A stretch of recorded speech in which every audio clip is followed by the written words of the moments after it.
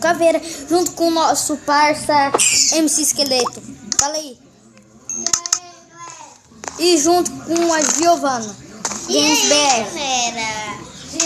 A Giovana Games BR. Que besta. Gente, ele matou. Ah, tá. Gente, você matou ele porque você odeia. Felipe!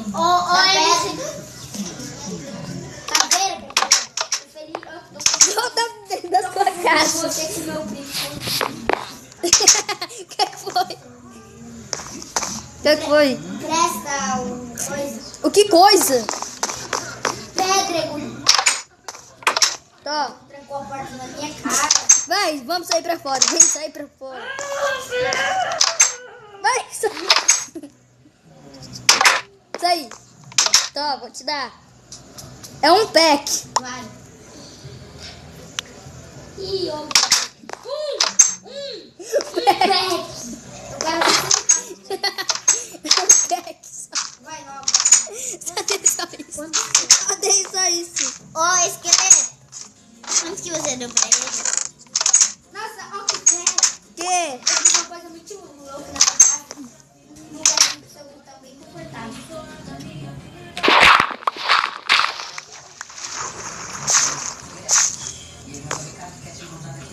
Tchau. Tchau, tchau. Falou. Falou, galerinha do SBT.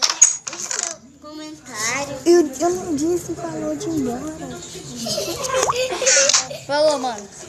Falou, deixa seu comentário. Ah, que comentário. Ah, mentira, deixa seu comentário aí. Na hora que a gente terminar o vídeo. A gente não terminou porque o outro tá cagando. Gente, vai ter o próximo vídeo, o vídeo da vida real. Que vídeo da vida real? Ele tá Resident Evil, né? Sim. Nossa, gente, não é então, senão. Eu tenho minha própria skin. O MC Esqueleto. Barata! Que barata. Oxe, não tem nem barato no Minecraft. Na vida real. Achei que você tá dizendo do Minecraft. Ó, vou tocar um piano. Você não tem disco, não? Tem.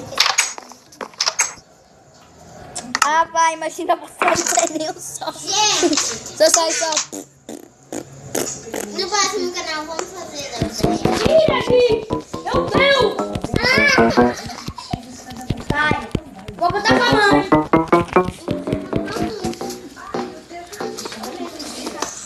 Dá uma Beleza.